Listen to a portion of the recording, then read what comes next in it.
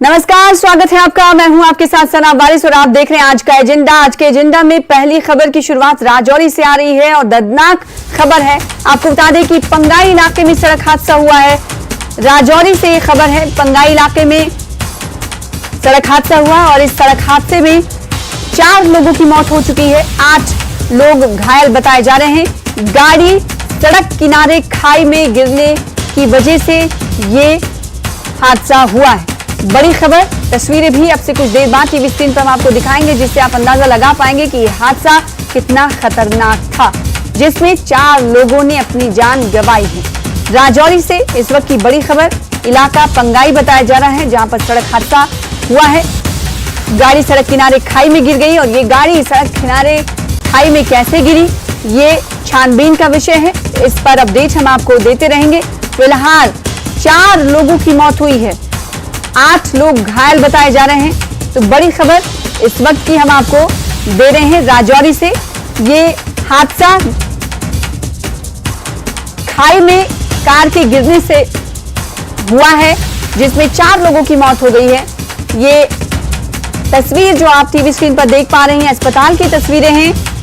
अस्पताल की तस्वीरें टीवी स्क्रीन पर। इसी अस्पताल में जो घायल लोग हैं उन्हें भर्ती कराया गया है, इलाज चल रहा है। हमारे साथ शक्ति जुड़ रहे हैं इस खबर पर ज्यादा जानकारी के साथ। शक्ति का रुख करेंगे। शक्ति, कितने बजे ये हादसा पेश आया और कितना भयानक ये हादसा था जिसमें 4 लोगों ने अपनी जान गंवाई?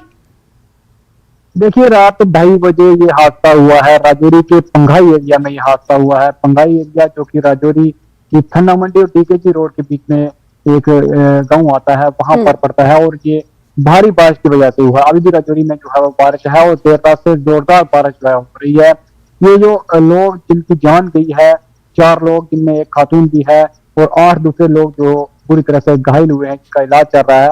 ये एक डेथ पे जा रहे थे, एक इनके किसी रिलेटिव की जो है मौत हो गई थी, और वहां पर ये जा रहे थे। और 3 परिवारों के लोग इस ईको में सवार थे। ये तीनों परिवार के लोग जो है जब तरफ जा रहे थे, तो रात को 2:30 बजे ये वापस जब अपने घर की तरफ लौट रहे थे, तो लौटते समय भारी बारिश की वजह से विजिबिलिटी बहुत कम थी और तेज बारिश थी। और ये इलाका है पंगाई का, ये एक दूर दराज और पहाड़ी इलाका है। यहाँ सड़कों की हालत निहायत ही खस्ता है और खराब सड़क की हालत की वजह से और भारी बारिश की वजह से ये हादसा होता है। और 2:30 बजे ये जो फैमिली, 3 फैमिली के मेंबर हैं, जो कि गाड़ी जो है जब पलटती है तो 4 की मौत जो है वो मौके पर, 3 की मौत मौके पर हो जाती है। और एक को जो है थाना मंडी अस्पताल आते समय उसकी जान जो है वो चली। जो अभी घायल है उनका इलाज क्या थाना मंडी अस्पताल में ही चल रहा है? कोई क्रिटिकल तो नहीं है? अगर कोई क्रिटिकल है तो उसे किस अस्पताल में रेफर करने की बात हो रही है? इस हवाले से जानकारी शक्ति। देखिए, जो घायल है उनको आज के थाना मंडी अस्पताल में ही रखा गया और सुबह तड़के उनको राजौरी के जीएमसी मेडिकल कॉलेज जो हॉस्पिटल है वहां पर शिफ्ट किया गया। उनमें से अभी जो खतरे से बाहर बताए जा रहे हैं, जो 8 लोग हैं वो खतरे से बाहर बताए जा रहे हैं। उनका इलाज जो है वो चल रहा है। लेकिन रात की वजह से जब हादसा हुआ तो वहां मदद के लिए बहुत देरी से जो है वो मदद पहुंची, क्योंकि बारिश थी, रात का वक्त था और काफी देर से वहां पर मुकामी लोगों को भी देर से पता चला कि यहाँ पर हादसा हुआ है और उनको वहां थाना मंडी शिफ्ट किया गया। हालांकि थाना मंडी हॉस्पिटल जो है वो कुछ ही दूरी पर है, नजदीक ही है, लेकिन शिफ्ट करने में देरी हुई और उसके बाद जो है वो उन 4 लोगों की जो है वो जान जो है वहां पर चली जाती है। जिन 4 लोगों की मौत हुई है, जिन 4 लोगों की जान गई है, उनका आपस में क्या ताल्लुक है? क्योंकि आपने कहा कि 3 फैमिली के मेंबर थे जो इस गाड़ी में सवार होकर किसी रिलेटिव के यहाँ गए थे और वापस वो लौट रहे थे, इस दौरान ये हादसा हुआ। साथ ही आपने ये कहा कि जाहिर सी बात है फिसलन की वजह से हो सकता है गाड़ी खाई में गिर गई और रात 2:30 बजे जब ये हादसा पेश आया है उस वक्त काफी अंधेरा रहता है। ऐसे में कितने वक्त बाद ये इंतजामिया को, प्रशासन को ये खबर मिली कि यहाँ पर एक्सीडेंट हुआ है और गाड़ी खाई में गिरी? क्या आसपास आबादी भी है?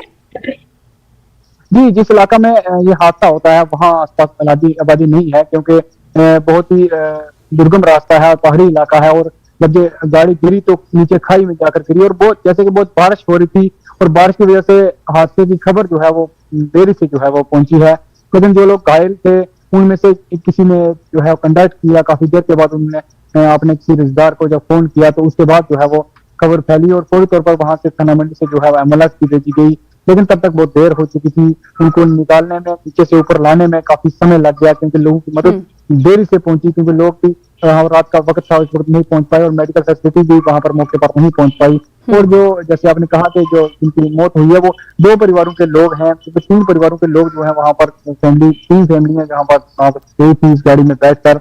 2 परिवारों के लोग हैं और सबके संबंधी हैं जिनकी जो है वो डेथ हुई है। खातून है 55 साल की और 38 साल 35 साल, जिनके 30 साल से ऊपर ही हैं जो है वो डेथ हुई है।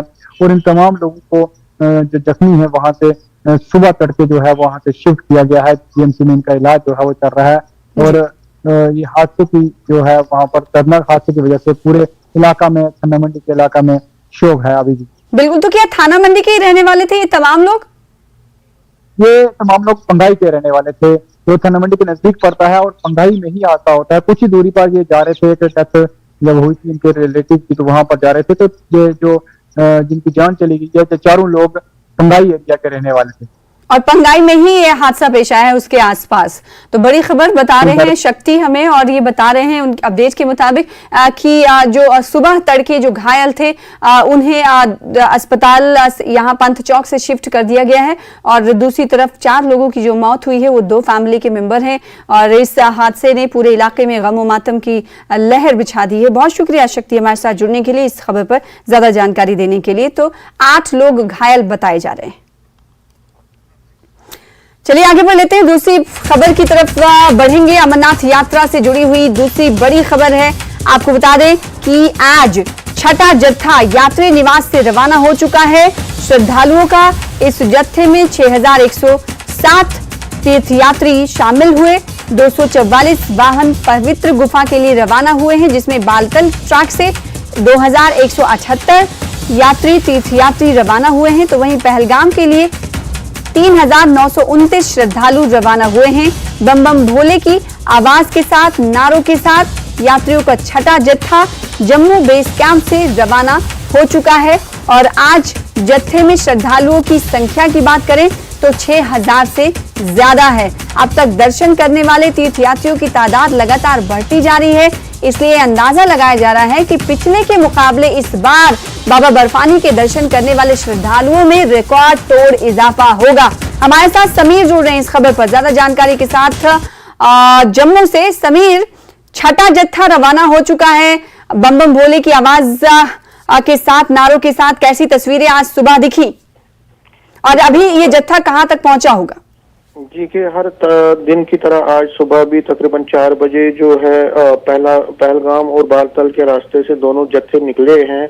और जिस तरह आपने पहले कहा कि तकरीबन 6107 टोटल पिलग्रिम्स हैं जो आज निकले भगवती नगर से 244 व्हीकल्स में, जिसमें जो पहलगाम से 3929 पिलग्रिम्स निकले और 7178 जो यात्री हैं वो बालतल के रास्ते से 104 व्हीकल्स में निकले। तो अभी की जो अपडेट है उसमें मैं बता दूं, जो बालतल से जो यात्री निकले हैं, जो बालतल वया रोड से निकले हैं, उन्होंने जो रामबन का टफ स्ट्रेच है वो कुछ ही देर में अब बानिहाल पहुंचने वाले हैं। जबकि जो दूसरा जत्था है वो भी थोड़ी देर में जो बानिहाल जो रामबन पहुंचने वाला है। तो दोनों जो कॉन्वॉयज हैं बालतल और पहलगाम के, वो अच्छी तरह से चल रहे हैं, क्योंकि बारिशें थी नेशनल हाईवे पे, अभी भी रुक रुक के बारिशें चल रही हैं, लेकिन हम नेशनल हाईवे थ्रू है, इसलिए जो हाईवे ओपन है, इसलिए जो कॉन्वॉयज हैं अमरनाथ यात्रा की वो दोनों बालतल और पहलगाम की वो दोनों अच्छी तरह से हाईवे पे चल रही हैं।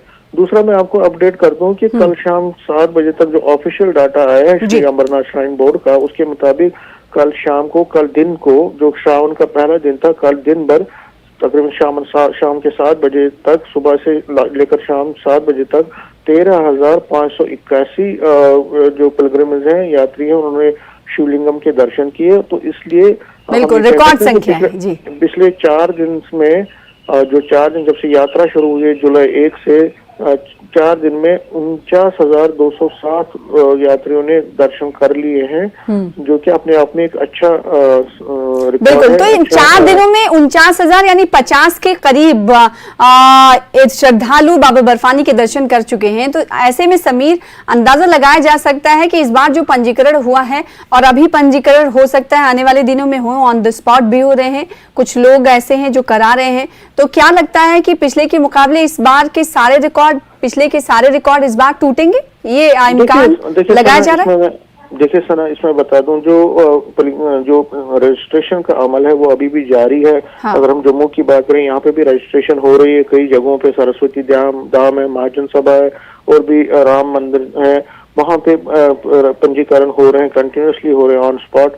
पहले ही हमने जब आपसे बात की थी, पहले तो उस टाइम तक 3.5 लाख लोगों ने पंजीकरण कर लिया था। तो ये पंजीकरण का अमल भी जारी है, लेकिन इसमें सबसे ज्यादा है कि जो मौसम है, अगर मौसम अच्छी तरह से रहा, देखिए बरसात का मौसम चल रहा है। बरसात के मौसम में आपको पता ही है कि नेशनल हाईवे का क्या सीन रहता है, वहाँ पे बंद भी रहता है। तो फिलहाल तो एक ऊपर वाले की ये कृपा है कि अभी तक नेशनल हाईवे थ्रू है। हालांकि बारिशें कल भी हुई थी, आज भी थोड़ी थोड़ी हो रही है, लेकिन नेशनल हाईवे थ्रू है। अगर नेशनल हाईवे पूरे 2 महीने अच्छी तरह से चलता रहा और इसको कोई बाधा नहीं आई तो हो सकता है कि मौसम का बहुत बड़ा रोल रहता है अमरनाथ यात्रा के सुचारू रूप से चलने में, जैसा कि समीर आप भी बता रहे थे।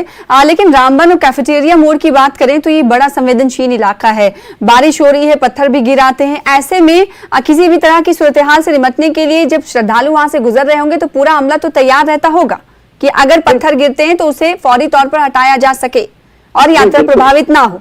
जी बिल्कुल, आपने सही कहा। लेकिन अगर इस सूरत में देखिए, अगर बहुत ज्यादा बारिशें होती हैं और फिर भूस्खलन होता है या वहाँ पे लैंडस्लाइड होता है, तो उसमें फिर नेशनल हाईवे में ये होता है कि यात्रा रोक दी जाती है और उसके बाद जब उस पत्थरों को हटाया जाता है और उसके बाद यात्रा को आगे जाने देते। लेकिन अभी तक जो पिछले 4-5 दिन से लगातार जो हम देख रहे हैं कि यात्रा अच्छी तरह से चल रही है, कोई बाधा नहीं आई है और ये सबसे बड़ी बात है। और आपने सही कहा, जो अमला होता है, जो बीकन का अमला होता है, जो नेशनल हाईवे का जो अमला होता है, वो पूरी तरह मुस्तैद है। और अब क्योंकि यात्रा चल रही है तो यात्रियों को कोई दिक्कत ना आए, उनको कोई प्रॉब्लम ना आए, तो इसीलिए जगह जगह पे आपने देखा चंद्रकोट में जब ये यात्री यहाँ भगवती नगर से निकलते हैं सुबह 4 बजे, तो चंद्रकोट एरिया में जो रामबन के पास है वहाँ पे उनको ब्रेकफास्ट किया जाता है। वहाँ तकरीबन वो 25 से 30 मिनट रुकते हैं, विश्राम करते हैं।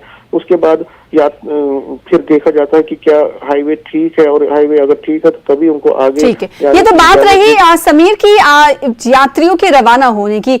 दर्शन करने के बाद जो यात्री वापस आते हैं उनका जत्था कैसे कैसे बेस कैंप तक पहुंचता है? क्या इसी तरह के नियम वापसी के लिए भी है?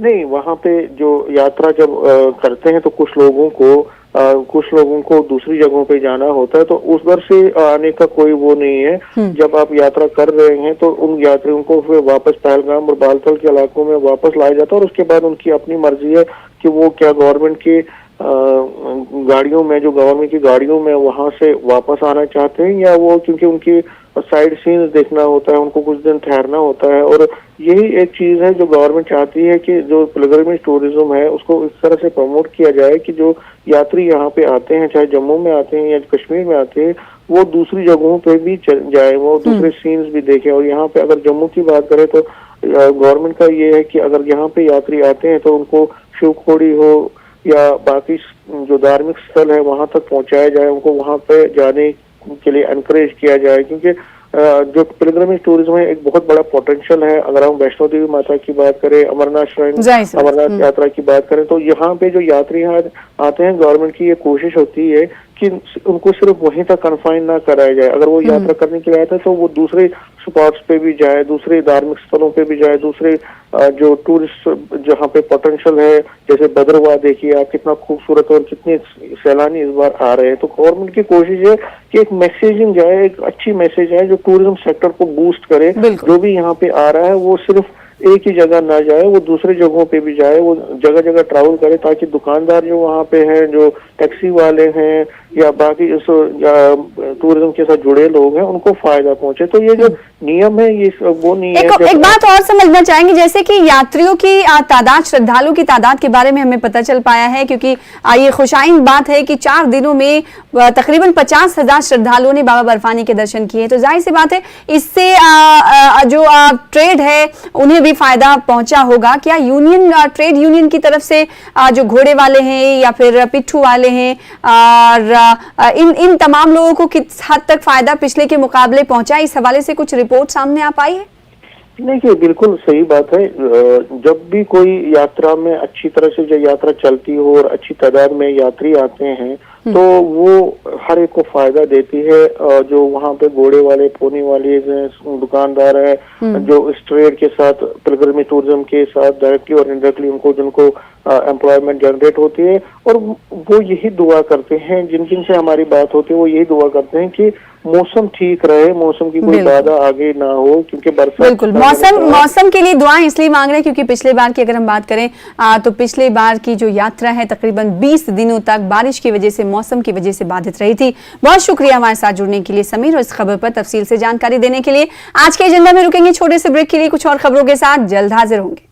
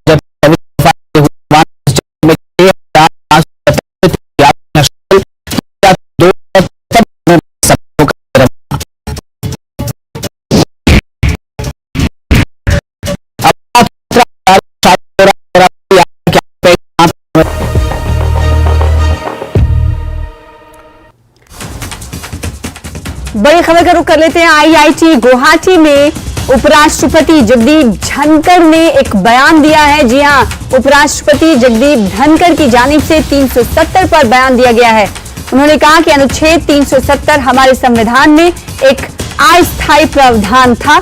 साथ ही जगदीप धनखड़ जो कि उपराष्ट्रपति हैं, उन्होंने कहा कि जम्मू कश्मीर, सवाल किया कि जम्मू कश्मीर के लोगों को न्याय देने में आखिर 7 दशक, 7 दहाइयां क्यों लग गई। उन्होंने कहा कि मुझे नहीं लगता कि कोई अस्थायी चीज इतने लंबे समय तक चलनी चाहिए। आइए आपको सुनाते हैं उन्होंने इसके अलावा और क्या कुछ कहा। After a long gap of 3 decades, the country had one party majority. That was re-emphasized in 2019. And that is why we could get rid of an Article 370 of the Constitution and thereby changing lives of the people of Jammu and Kashmir. They have access to it.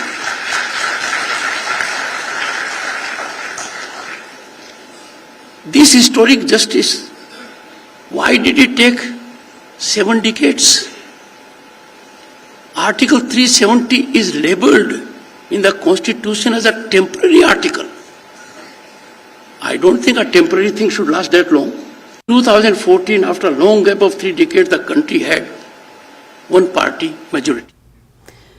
एक और बड़ी खबर का रुख कर लेते हैं जो कि अफगानिस्तान से आ रही है। अफगानिस्तान की तरफ से एक बड़ा फैसला लिया गया और हैरानी भरा फैसला है। ब्यूटी सैलून बंद करने का आदेश तालिबानी हुकूमत की तरफ से दिया गया है। तालिबान प्रशासन ने ऑर्डर जारी कर दिया है। 1 महीने में तमाम ब्यूटी सैलून बंद करने का आदेश जारी किया है। एक बार फिर से तालिबानी सोच महिलाओं को लेकर उजागर हो रही है। हैरानी भरा फैसला तालिबानी सरकार का, ब्यूटी सैलून बंद करने का आदेश दिया गया है। तालिबानी प्रशासन ने ये ऑर्डर जारी कर दिया है और 1 महीने का समय दिया है कि 1 महीने के अंदर अंदर जो ब्यूटी सैलून हैं उन्हें बंद कर दिए जाएं। तो इस वक्त की बड़ी खबर आपको दे रहे हैं अफगानिस्तान से। अफगानिस्तान में ब्यूटी सैलून बंद करने का आदेश दिया गया है। क्या ये महिलाओं के लिए आदेश पारित किया गया है या इसमें पुरुष भी शामिल हैं, ये जानने वाली बात है। लेकिन फिलहाल इस वक्त हम आपको बता दें कि अफगानिस्तान से बड़ी खबर यह है कि सैलून को बंद करने का आदेश दिया गया है। तालिबान प्रशासन ने ऑर्डर इस हवाले से जारी कर दिया, जिसकी कॉपी टीवी स्क्रीन पर आपके सामने है। साथ ही साथ समय सीमा भी निर्धारित कर दी गई है तालिबानी हुकूमत की तरफ से कि 1 महीने के अंदर जो ब्यूटी सैलून्स हैं उन्हें बंद कर दिया जाए। तो अफगानिस्तान से इस वक्त की बड़ी खबर आपको दे रहे हैं। ब्यूटी सैलून को बंद करने का आदेश तालिबानी हुकूमत की तरफ से दिया गया है और साथ ही साथ समय सीमा भी निर्धारित कर दी गई है, यानी 1 महीने के अंदर अंदर तमाम ब्यूटी सैलून बंद कर दिए जाएं। शैलेंद्र वांगू हमारे साथ जुड़ रहे हैं इस खबर पर ज्यादा जानकारी के साथ। काफी हैरान कर देने वाला फैसला है और आदेश है तालिबानी हुकूमत की तरफ से, लेकिन तालिबानी हुकूमत इस तरह के फैसलों के लिए जाना जाता है। ऐसे में ये समझना चाहेंगे शैलेंद्र की इस आदेश के पीछे क्या कुछ वजह मानी जा रही है और ब्यूटी सैलून क्या सिर्फ पुरुष महिलाओं के लिए ही आदेश पारित किए गए हैं या इसमें पुरुष के सैलून्स भी शामिल हैं?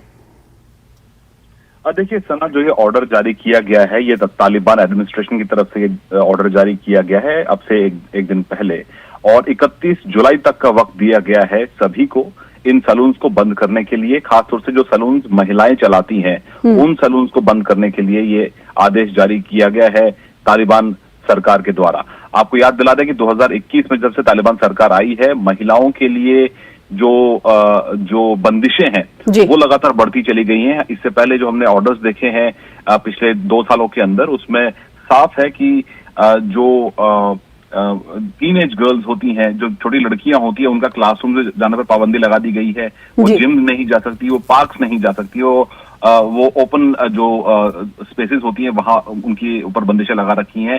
पढ़ाई लिखाई में भी उन पर बंदिशें लगा रखी है। और ये ताजा जो ऑर्डर है ये ब्यूटी पार्लर्स के लिए है, जहां पर अब महिलाएं जो काम भी करती थी, कुछ ऑन भी करती थी, वो सब बंद करना पड़ेगा। और ये फरमान क्यों निकाला गया है, इसको लेकर जो वहां की कथित जो मंत्रालय है, जो मिनिस्ट्री वहां की है तालिबान एडमिनिस्ट्रेशन के अंदर, उन्होंने कोई रीजन नहीं दिया है। लेकिन ये जरूर है कि तालिबान रूल में जो महिलाओं के जो राइट्स होते हैं उस पर लगातार बंदिशें रहती हैं। आपको याद दिला दें, कल ही प्रधानमंत्री मोदी ने एससीओ समिट के दौरान अफगानिस्तान पर चर्चा की थी, अफगानिस्तान का जिक्र किया था, और प्रधानमंत्री मोदी ने कहा था कि महिलाओं, बच्चों और जो माइनॉरिटीज अफगानिस्तान में रहती है उनके जो राइट्स हैं, उनके जो अधिकार है, उसको सुनिश्चित करने के लिए ये हमारी प्रायोरिटी है। ये सुनिश्चित करना हमारी प्रायोरिटी है, यानी कि एससीओ मेंबर्स जिसमें भारत भी शामिल है, उनकी प्रायोरिटी है कि महिलाओं, बच्चों और माइनॉरिटीज की जो राइट्स हैं वो इंश्योर हो सके। लेकिन ये फिलहाल होता नजर नहीं आ रहा है तालिबान सरकार। बिल्कुल, तो हैरानकुन फैसला और एक बार फिर से महिलाओं के प्रति कुरूरता कहा जाए तो गलत नहीं होगा तालिबान प्रशासन की तरफ से। और यहाँ पर एक अपडेट के मुताबिक, जैसा कि शैलेंद्र ने कहा कि ये सैलून जिन्हें बंद करने के निर्देश दिए गए हैं वो सैलून है जिसे महिलाएं तालिबान की चलाती आई हैं, उसे बंद करने के आदेश जारी किए गए हैं। तो एक बार फिर से महिलाओं के खिलाफ लिया गया फैसला तालिबानी हुकूमत की तरफ से लिया गया है। बहुत शुक्रिया शैलेंद्र हमारे साथ जुड़ने के लिए और इस खबर पर ज्यादा जानकारी देने के लिए। फिलहाल आगे बढ़ेंगे। इस वक्त की बड़ी खबर आ रही पाकिस्तान से। पाकिस्तान में बड़े शहरों में लोड शेडिंग हुई है। कराची, लाहौर, पेशावर और क्वेटा अंधेरे में डूब चुके हैं। घरों में बिजली गुल है। बिजली कटौती से आवाम परेशान है। बिजली वितरण कंपनियों की तरफ से लोड शेडिंग का सहारा लिया जा रहा है। तो बड़ी खबर इस वक्त हम आपको पाकिस्तान से दे रहे हैं।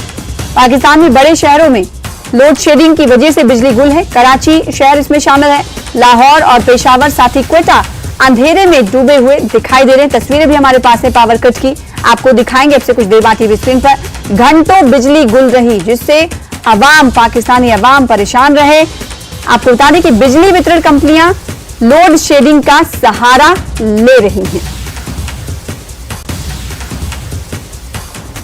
तो तस्वीरें आप देख सकते हैं, अंधेरों में डूबा हुआ है पाकिस्तान का कई शहर, जिसमें लाहौर, कराची, पेशावर और क्वेटा अंधेरे में डूबा हुआ। यहां पर बिजली गुल है, जिसके बाद अवाम परेशान है।